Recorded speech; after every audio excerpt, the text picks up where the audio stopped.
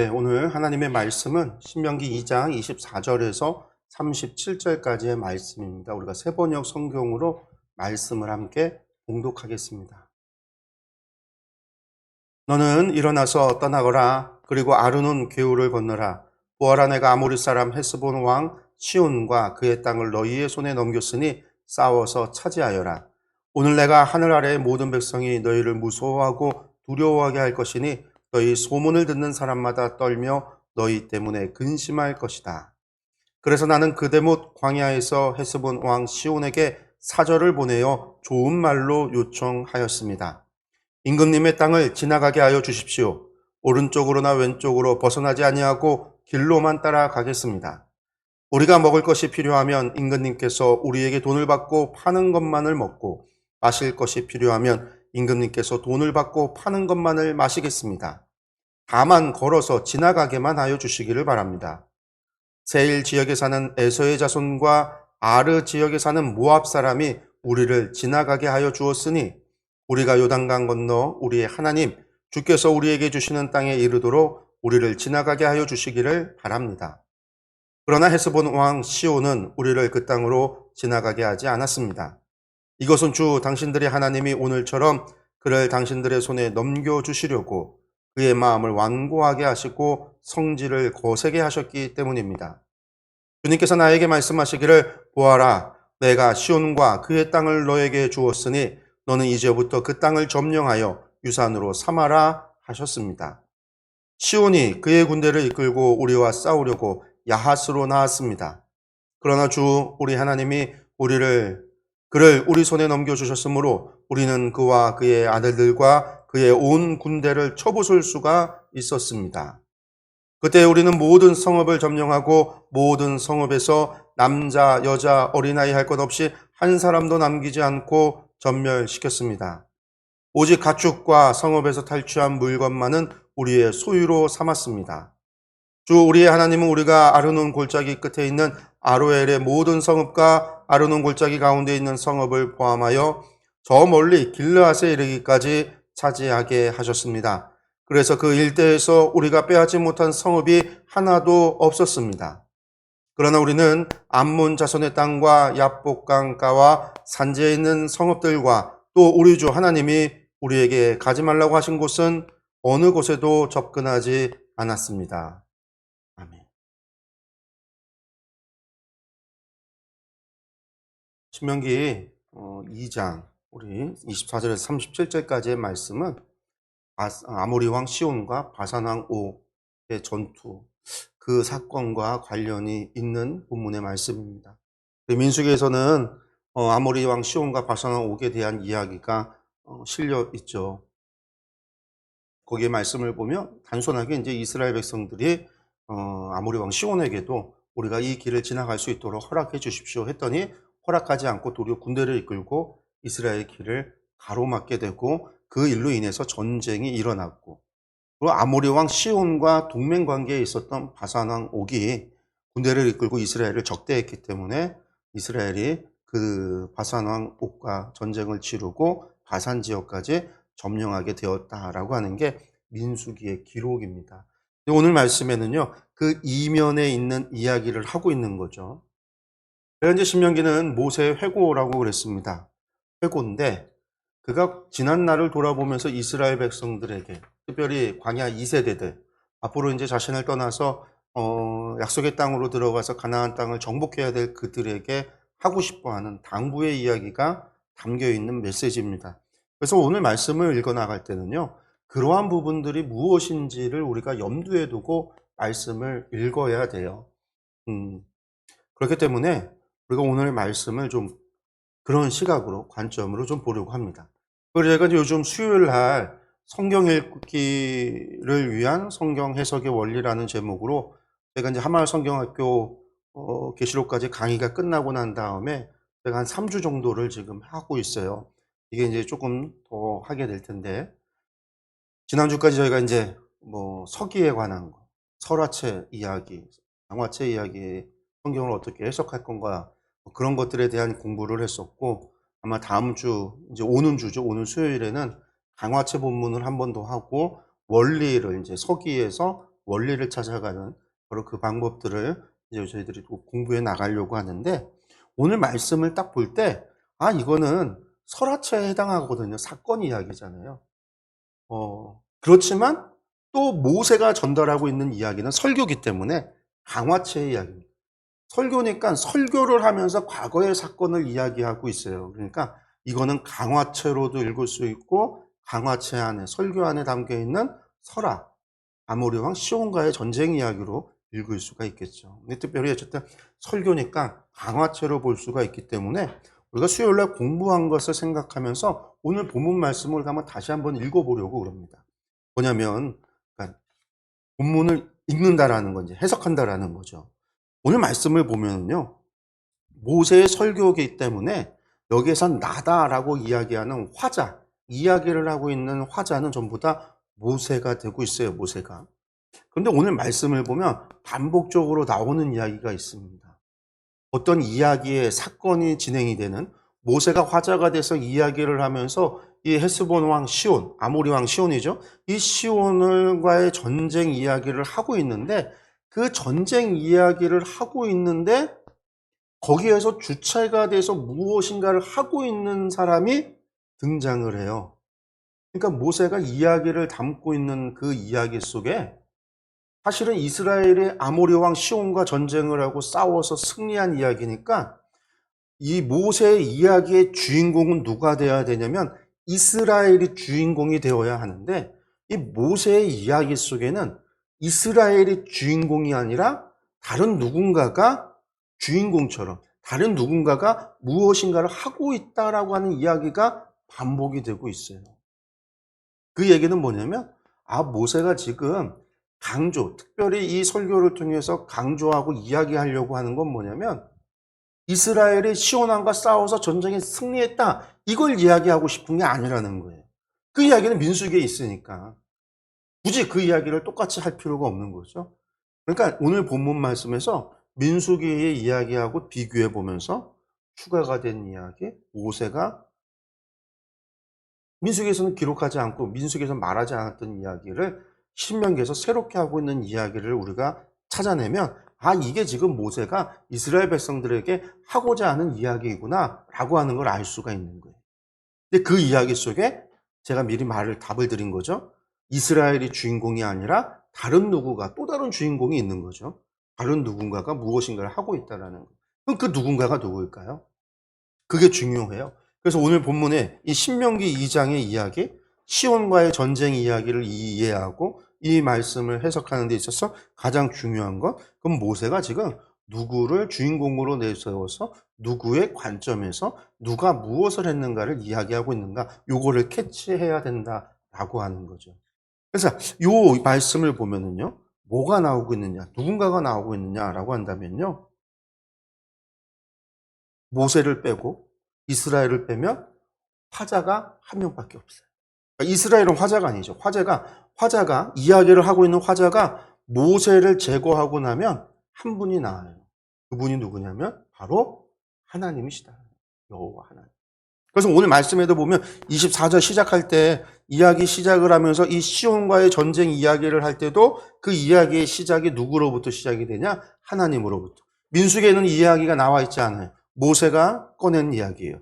모세가 신명기에서만 이야기하고 있는 거예요. 여기서 하나님의 이야기가 나오죠. 하나님께서 화자가 돼서 말씀하시는 게 나오죠. 뭐라고 이야기합니까? 24절, 25절 말씀에 너는 일어나서 떠나거라. 그리고 아르논 계곡을 건너라. 보아라, 내가 아모리 사람 헤스본 왕 시온과 그의 땅을 너희의 손에 넘겼으니 싸워서 차지하여라. 그러면서 25절에 오늘 내가 하늘 아래 모든 백성이 너희를 무서워하고 두려워하게 할 것이니 너희 소문을 듣는 사람마다 떨며 너희 때문에 근심할 것이다. 요게 화자예요, 화자.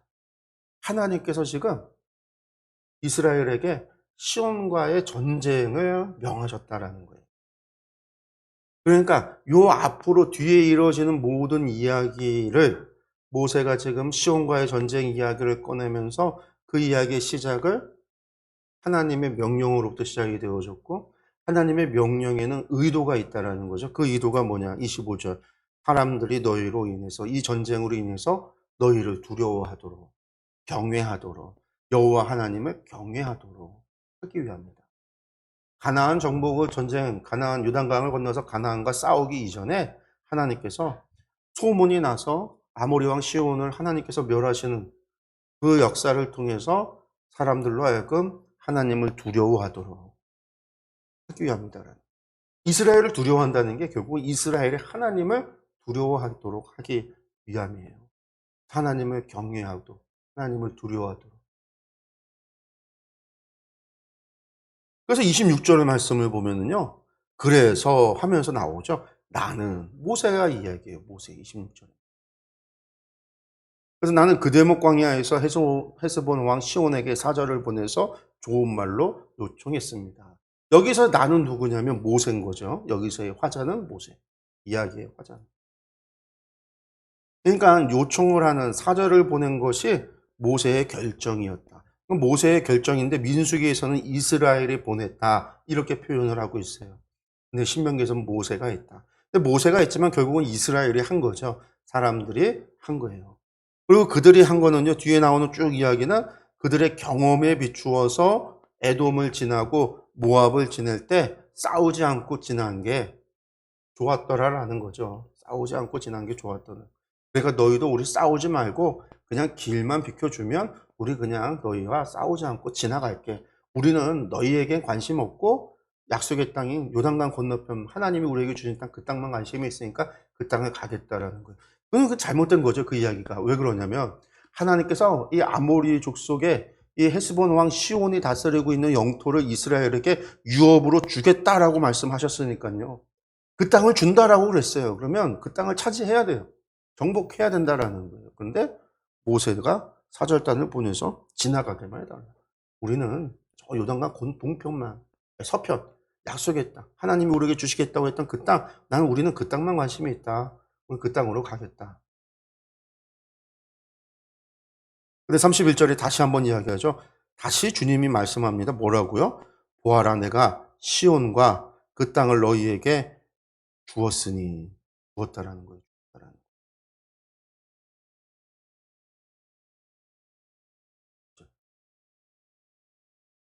주께서 나에게 말씀하기를 보아라, 내가 시온과 그의 땅을 너에게 주었으니 너는 이제부터 그 땅을 점령하여 유산으로 삼아라. 다시 한번 말씀하신 거예요. 그리고 나서 33절에 무슨 얘기를 합니까? 33절 말씀 여러분들 보시면 주 우리 하나님이 우리가 가서 그 땅을 정복했다라고 표현 안 합니다. 주 우리 하나님이 여기서 그를은 누구냐면 시온인 거죠. 시온을 우리 손에, 우리는 이스라엘이고 이스라엘의 손에 넘겨줬으므로 우리는 그와 그의 아들들과 그의 군대를 아모리 왕 시온의 모든 군대를 쳐부술 수가 있었습니다라는 거예요. 하나님의 명령에 따라서 이루어졌고 하나님께서 그 땅을 정복하게 하셨고 그래서 하나님께서는 또 모두 말씀하세요. 싸우지 말라, 정복하지 말아야 되는 것도 있다. 36절에는요. 우리 하나님은 우리가 아르논 골짜기 끝에 있는 아로엘의 모든 성읍과 아르논 골짜기 가운데 있는 성읍을 포함해서 저 멀리 길르앗에 이르기까지 차지하겠습니다. 우리가 다 차지할 수 있도록 하나님께서 하셨다라는 거죠. 그 다음에 37절 보니까 그런데 우리는요, 하나님이 우리에게 가지 말라고 하신 곳도 있다라는 거예요. 그곳은 우리는 접근도 하지 않았다. 여기에서 본문 전체에서 이야기해서 모세가 화자가 돼서 지금 이야기를 하면서 누구를 지금 내세우고 이 아모리 왕 시온과의 전쟁이 누구로 인해서 이루어진 것인지에 대해서 이야기하는데 이 이야기의 주인공은 하나님이세요. 하나님께서 무엇을 하셨는가? 하나님께서 무엇을 명령하셨는가? 하나님께서 무엇을 약속하셨는가? 이게 오늘 본문에서 모세가 전하고자 하는 이야기예요. 이스라엘 사람들이 지금 광야 2세대들, 모압 평지에 있는 이 사람들, 지금 모세의 설교를 듣고 있는 이 사람들이 사실은 그들이 경험했던 일이잖아요. 그들이 아모리 왕 시온과 싸웠고요. 그들이 바산왕 옥을 물리쳤고요. 그 땅을 점령했던 사람들이 그들이에요. 근데 그 전쟁을 수행했던 사람들이 착각할 수가 있는 게 있어요. 그게 뭐냐면 우리 힘으로 했는 줄 알 수 있다는 거죠. 하나님께서 하셨는데 우리가 했는 줄 알아요. 내가 잘나서 싸워서 이겼는 줄 안다라는 거예요. 그래서 시온도 우리가 강해서 이겼다 이렇게 착각할 수 있는 거죠. 모세는 거기에서 뭐라고 얘기하냐면, 얘들아, 우리가 정확하게 알아야 돼. 아모리 왕 시온과의 전쟁, 하나님께서 우리에게 먼저 정복하라고 이야기했어요. 그리고 그 정복하라고 한 이유는, 이렇게 압도적인 승리를 하게 하신 이유는 이를 통해서 소문이 나서 세상 사람들이 이스라엘을 두려워하도록, 이스라엘의 하나님을 두려워하도록, 이스라엘의 하나님 여호와가 참 하나님이심을 알게 하려고 하신 일이야. 그런데 우리가 그것을 잘 모르고 처음엔, 우리가 그걸 하나님의 그런 의도도 모르고 우리가 처음엔 뭐 했었어? 우리가 사절단 보냈잖아. 안 싸우겠다고, 피해달라고, 우리 너희와 싸우지 않겠다고. 에돔과 모압을 지나듯이 우리가 돈 주고 사 먹고 돈 주고 마시고 피해가 가지 않도록 하고, 그렇게 길만 비켜주면 우리 요단 건너서 하나님이 약속한 땅으로 가겠다고 우리 처음에 그랬어. 하나님이 원하시는 것이 아닌데. 그랬더니 시온이 하나님께서 그의 마음을 완악하게 하셔서 그가 그의 욕심으로 인해서 스스로 시험에 빠져서 우리를 대적한 거잖아. 그것도 하나님께서 도우신 거야. 그리고 하나님께서 그런 우리를 벌하시기 전에 우리에게 약속을 하셨어. 무엇을? 이 땅을 유업으로 주겠다. 기업으로 주겠다. 그리고 하나님께서 그 땅을 우리에게 붙이셔서, 아모리 군대를 우리에게 붙이셔서 우리로 하여금 승리하게 하신 것이야. 하나님께서 우리로 하여금 그 땅을 정복하게 하셔서 우리가 정복하게 한 거야. 우리의 그러한 압도적인 승리는 하나님께서 이루신 일이야. 우리가 힘이 있고 우리가 능력이 있고 우리에게 좋은 무기가 있고 우리에게 좋은 전술과 전략이 있어서 승리한 게 아니라 하나님께서 승리하게 하셨던 거야. 그래서 우리는 하나님의 말씀대로 전쟁을 수행하지 않았어. 그래서 하나님께서 명하시지 않은 곳은 쳐다보지도 않았고 접근도 안 했고 우리는 그랬던 거야. 우리가 하나님의 말씀에 순종할 때 하나님께서 우리에게 승리하게 하신 거야. 우리의 힘 때문에, 우리의 능력 때문이 아니야.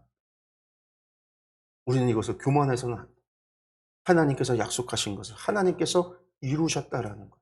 그러니까 여러분들, 약속의 땅에 들어가면 그 땅 누가 주신다고 그랬어요? 하나님께서 우리에게 주신다고 하신 거예요. 여러분들, 그 땅을 정복하는 거는요, 하나님께서 이루실 일이, 하나님께서 약속을 하셨고 하나님께서 정복하게 하실 거예요. 하나님께서 그 땅을 우리의 손에 붙이실 거예요. 그러니까 겁먹을 것도 두려울 것도 없어요. 하나님만 믿고 하나님의 말씀대로만 가면 돼요. 하나님께서 우리에게 주시겠다는 땅은 하나님께서 주세요. 하나님께서 주시지 않는다라는 땅은 쳐다도 보지 마세요. 접근도 하지 마세요. 오직 우리의 욕심을 내고 우리의 욕망대로, 눈에 보이는 대로, 감정대로가 아니라 하나님의 말씀대로 하면 되는 거예요. 하나님의 말씀대로 순종하면 하나님께서 이루시는 거예요. 여러분, 오늘 설교의 내용은 사실 이거예요. 모세가 뒤에 이야기를 안 했어요. 그냥 이 아모리 왕 시온과의 전쟁에 대한 이야기만 했어요. 그런데 민수기의 이야기를 이렇게 바꿔서 하나님이 하셨다라는 이야기를 하고 있는 거는요, 그 안에는 이스라엘 민족에게, 광야 2세대들에게 하나님이 약속하신 것을 하나님께서 이루신다라는 사실과, 그러니까 우리가 하나님의 말씀에 순종하기만 하면 된다라고 하는 것을 알려주고자 이 말씀을 하고 있다라는 거예요. 그러니까 우리가 이 말씀 속에서 이러한 이야기를 찾아내야 되겠죠. 이런 이야기를 찾아내면은요, 모세가 강조하고 있는 것이 무엇이냐는 거예요. 하나님은 약속한 걸 반드시 지키시는 성실하신 하나님이시다라는 거예요. 그리고 하나님은 우리에게 말씀하시고 약속하신 것을 능히 이루어 주실 수 있는 전능하신 하나님이시다라는 거. 그러니까 우리가 믿고 의지하고 신뢰하고 따를 만하다라는 거죠. 하나님은. 과거의 출애굽 1세대들의 실패가 무엇이었냐면 하나님을 신뢰하지 못했기 때문에, 하나님의 능력에 대한 확신을 가지지 못했기 때문에. 그러니까 그들이 정탐을 하고 나서는 저들에게는 안악자손이 있고 저들은 거인이요 우리는 그 앞에 메뚜기라. 하나님이 함께 가고 계시는데 하나님은 그 땅 주시겠다고 하셨는데도 불구하고 하나님의 능력을 의심하고 하나님의 약속을 의심하고 하나님을 신뢰하지 못하고 자신들만 바라본 거예요. 우리가 하나님을 신뢰하지 못하니까 나 자신을 보는 거죠. 내가 가지고 있는 능력, 내가 가지고 있는 환경을 보고 나는 메뚜기, 우리는 메뚜기. 이게 1세대들의 실패였단 말이에요. 그런 2세대들에게는 우리 자신을 바라보는 게 아니라 누구를요? 하나님을 바라보도록, 하나님을 신뢰하도록, 하나님의 능력에 신을 두도록. 이게 모세가 신명기를 쓰고 있는, 신명기에 설교를 하고 있는 이유이고 목적인 거예요. 우리가 이제 이 말씀 속에서 우리는 이 본문을 통해서 우리는 무엇을 같은 것을 봐야 되는 거죠. 아, 모세가 이야기하는 것처럼 하나님은 어떤 분이시? 우리에게 약속하시는, 말씀하시고 약속한 것을 반드시 이루시는 하나님이라는 사실을, 우리 앞에 놓여 있는 많은 문제들과 여러 가지 시험들이 있다 할지라도 우리를 인도하시는 하나님, 우리와 함께 하시는 하나님, 우리에게 말씀으로 약속하신 하나님, 그 말씀에 우리가 순종하고 우리가 순복하고 하나님을 경외하고 섬기며 나아갈 때 하나님께서 그 모든 약속을 이루어 주실 것이라는 확신, 하나님에게 그러한 능력이 있다라고 하는 것에 대한 믿음, 그 하나님을 신뢰하고 나아가야 된다는 것이 오늘 우리가 말씀을 통해서 발견해야 되는 교훈이라는 거예요. 특별히 오늘 본문 속에서는 우리에게 하나님이 어떤 분이신가를 가르쳐줘요. 그 하나님의 성품에 대한 거예요. 하나님은 당신의 뜻을 이루시는 하나님. 하나님께서 그 능력을 전능하신 하나님. 말씀하신 것을 이루실 수 있는 능력을 가지신 전능하신 분이라는 거예요. 그러면 우리는 이 말씀을 통해서 무엇을 발견해야 될까요? 우리는 이것을 통해서 뭘 봐야 돼요? 하나님이 전능하시다라고 하는 사실이 나에게 어떤 의미가 있는가, 내 삶에 어떤 의미가 있는가에 대해서 우리가 생각하고 살펴야 되는 거예요. 우리가 인생 살아가는데 문제가 앞에 놓여 있을 수 있어요. 여러 가지 문제가 있을 수 있잖아요. 건강에 문제가 있을 수 있어요. 하나님, 아픈 식구가 아플 수 있어요. 어머니가 지금 아프세요. 어머니가 아픈 문제가 문제일 수 있어요.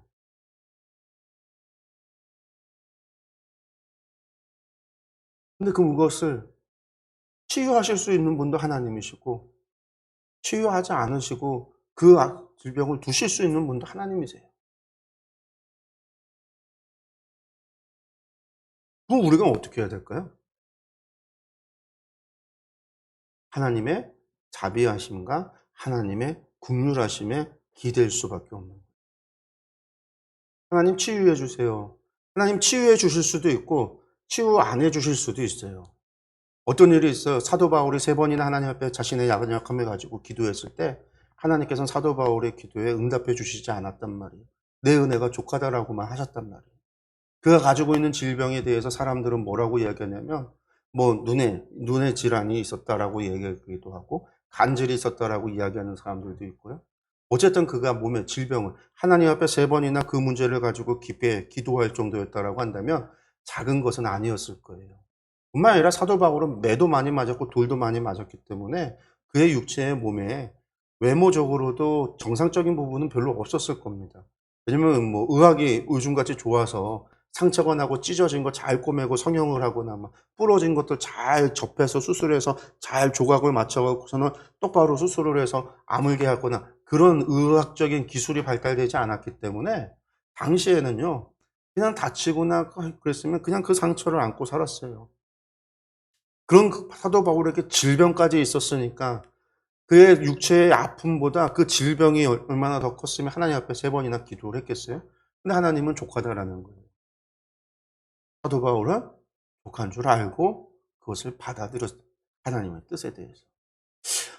하나님의 뜻에 의해서 하나님께서 원하시는 것의 뜻에 따라서 병을 주시기도 하고 병을 낫게도 하세요. 사람을 올리기도 하고 낮추기도 하세요. 질병을 주기도 하고 질병을 낫게도 하고 사람을 죽이기도 하고 살리시기도 하고 이게 한나의 기도 가운데 나오는 고백이잖아요. 하나님의 주권이 있다라는 거예요. 그럼 우리가 하나님 왜 고쳐주지 않으세요? 묻기 전에 우리가 기대는 건 하나님께 묻고 따지고 이야기하는 게 아니라 하나님의 자비하심을 기대는 거죠. 하나님께서 우리를 긍휼히 여겨주실 것에 대해서 기대는 거예요.